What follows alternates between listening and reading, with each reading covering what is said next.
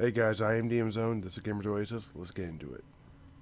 So as you can see, I've got a few things going on here a little different. I got some stuff. Don't mind the Elmer's glue. That's just out of position. But I've got a few things I'm working on. I got my new little DM Zone thing. That's probably going to be moved more over. A few other things. Tidying up, making it look nice. Funny thing is, all this potentially could change. I'll get more into that in a minute when I get a chance. But speaking of change, let's talk about Entropia Universe. So I'm going to put up this little graphic right here. It's February 14th, Valentine's Day. Happy to all those sweethearts. This vlog's a little late. We have release notes for some changes. Calypso land deeds have been migrated into the Entropia Exchange. Existing Calypso land deed items have been removed from the avatar's inventory or storage. Each Calypso land deed has been converted into 100 shares in the Calypso Land Deed Trust Corporation in the Entropia Universe. These shares will become tradable on February 16th, so in 2 days, at 2 p.m. UTC. Avatars who held the Calypso land deeds have received one Calypso land plot per deed held for future use in the land plot system. So it looks like we're moving towards something called a land plot system where people are going to be able to get more homes and all this type of stuff. I'm actually kind of excited for that because, to be honest, I've wanted to get an apartment or land for a while. So this might open this up in that way, in a major way. Entropia Universe Planet Partner release information can be found on the following URL. I'll actually post that down below so you can go ahead and see that. And I'm also going to post the link to this release notes as well. Minor Planet Partners strive to ensure smooth and problem-free version, blah, blah, blah, blah, blah, blah. Anyways, I guess the question is, what do you guys think about this? I think they're trying to streamline what's going on here. I mean, they kind of hint at that in the last little thing. But I think what the problem they're running into is in 2006 to 2003, they came up with some ideas of what they were going to do. And then they eventually came out with Calypso land deeds, and that was pretty cool. And then they came out with some other deeds, and they had some failed partnerships, with the pet thing. And then they're now trying to clean this up. And of course, since everything is based upon real cash, it's hard because that means someone has to take a hit, someone has to take a loss, there's going to be disagreement. Now, they ultimately control what's going on, but if you were to not read that release note and let's say 6 months from now log back into the game when you expect your thing to build up all these funds, you still will have all those funds, but it'll be in a different place and it might freak you out. But what I think they're trying to do is get it all into one bank, one platform, one area, one management system you have to learn. Because right now the deed share system and the deeds themselves are on two different platforms, and I think that this is something moving forward they don't want to have in the Unreal Engine 5. I think this is inevitable. I think that it's probably good they didn't say it because a lot of the naysayers and complainers would be trying to dig in early. But I kind of feel like I kind of hoped, or maybe they did, and I'm unaware, that they actually talked with us and thought of the best way for it to be a smooth transition for everyone. I feel like I need to maybe get more into this side of Entropia Universe, not just into the numbers and grit of what I'm doing in my own little area. Speaking of my own little area, I'm going to transition away from this little news blurb to something else. So I have completed my first season of Crafting 1. This is 30 days, as close to 30 days as I can, of Explosive Projectile 1. This blueprint was loaned to me. It was a 100% quality QR rating blueprint. It will definitely set the bar of what me at this skill can do. I'm interested to see when I get one in the future and I have higher skill if my numbers are similar when I redo it in the exact same locations and same planet and everything in the future. I am actually tracking the crafting location as well as the planet to see if there's any difference with on the same planet in future crafts. So I'll do this several times and then I'll maybe have some more information, but that's way, way, way down in the future.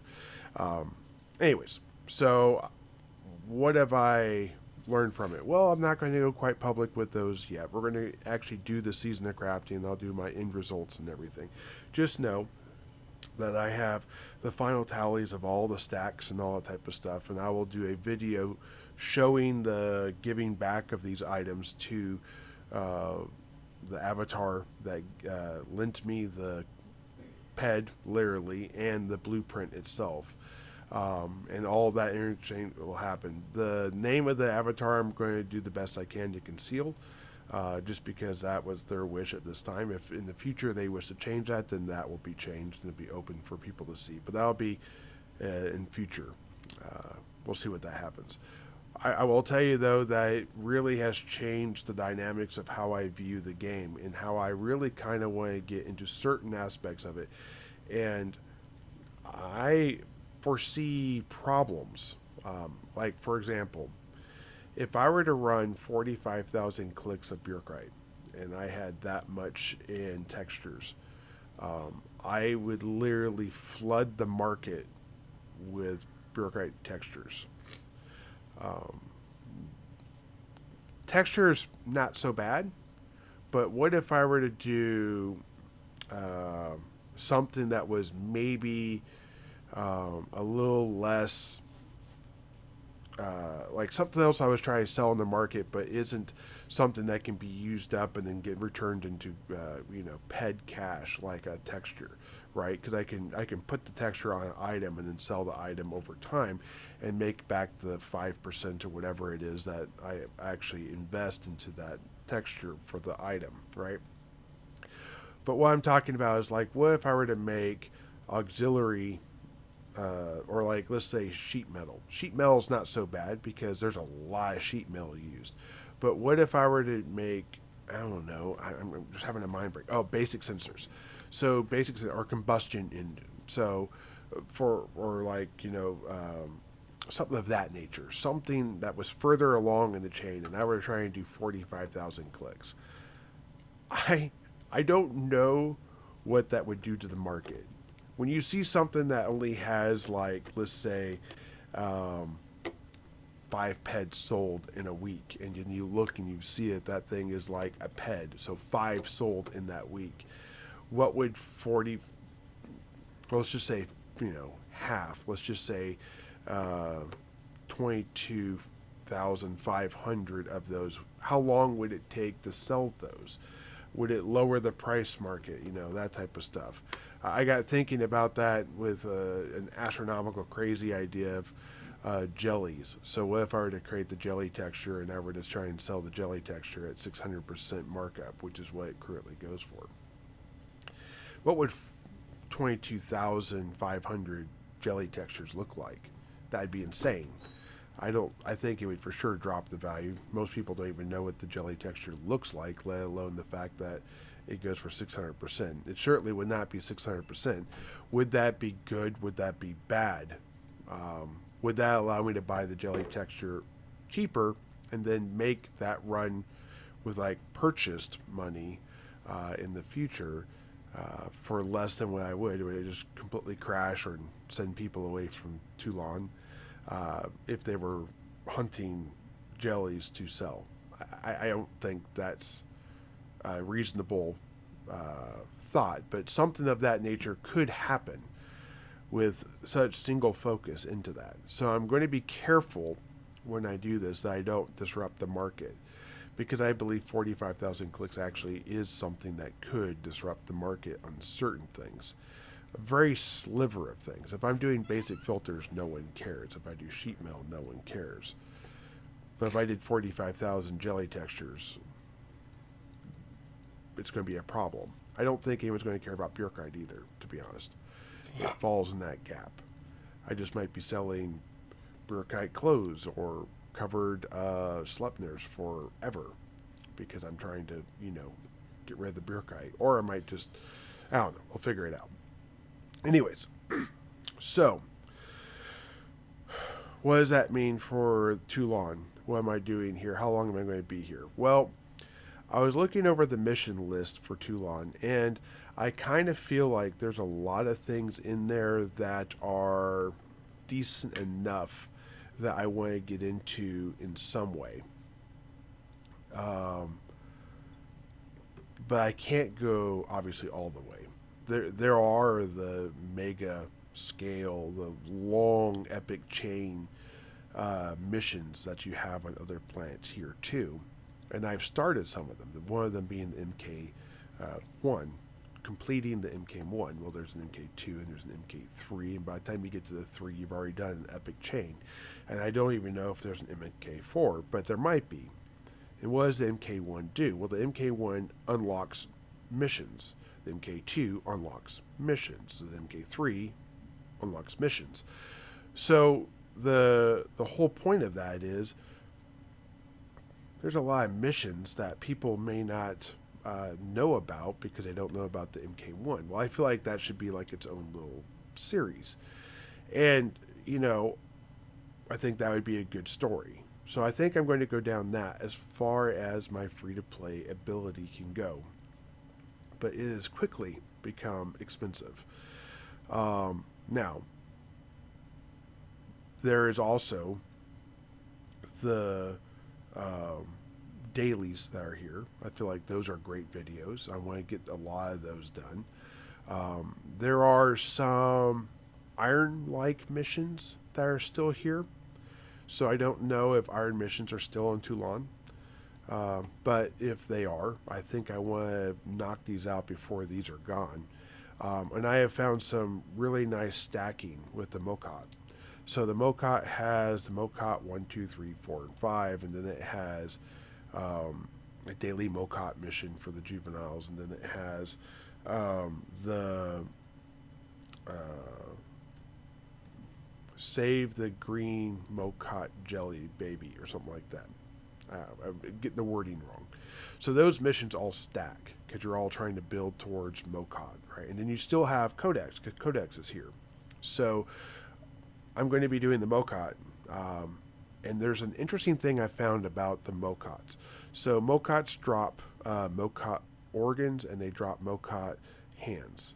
Both of those refined into rubber and into jelly. I got those backwards, but you get the general idea. If you refine them, you'll get them. Those have decent markup on their own and individually, like when you refine them. But those are used both in carpentry. So when you hunt Mokot, you are getting items that are part of the recipe for a total of like 7 or 8 different, I think it's 7 carpentry recipes. Most of them look to be limited, so it'd be one of those that you pick whatever your biggest stack is and make as many of those as you can, and you're good to go. I don't know what levels those are. I haven't really broke that down to that much depth, but that is a significant find in its own. But you also get Mokot hides, which is a texture. You also get animal hides, which is, of course, used for generic leather, which is a texture. You get basic leather extractors, which is used for the generic leather hide. So I can literally do the generic leather texture from killing these. Not in awesome quantities, but not like the tabs. But I can do that, plus I have another texture, plus I have carpentry stuff I can do. And if I actually got the jelly to drop off with the ones I'm hunting, which I'm kind of exploring where the jellies drop, because they supposedly drop in waves and they're not constant and these type of things. So I'm doing some exploring into this to find out if I can learn the science or the rationale behind the jelly, which has a 600% markup. So far, I can tell you that the mobs I'm hunting don't drop it. I'm fairly certain I can say safely that they don't drop it. So we're going to go ahead and do some more research into that, and then I'm going to go into it. So moving forward, kind of like what I did with the menorahs, I'm going to be doing that with the mocots. That's going to allow me some future crafting in the carpentry and in the texture field. Textures are going to be super nice to do around here. So this should unlock a great number of the blueprints for Toulon. This will allow me to get enough into the mocot hides and into these type of things. And I already have the butt joint blueprint, which is bought off of the technician, which will allow me to get into this. And there's a tree mission here on Toulon, which I'm going to be exploring and going down that in my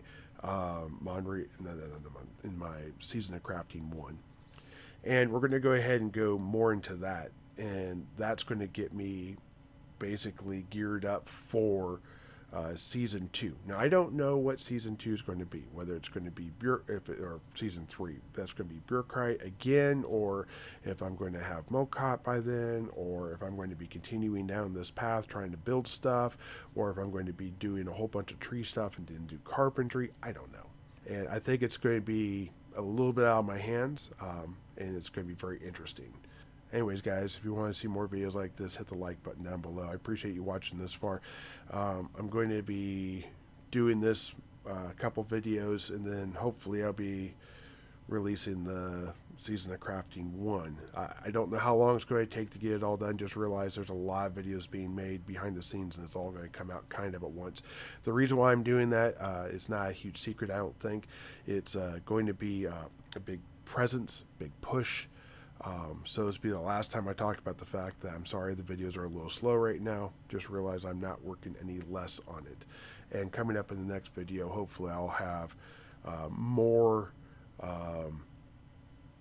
on why my setting might change and all these type of things. And hopefully it's all good. Anyways, keep earning that pen. Thank you for watching. Have a great day. Bye.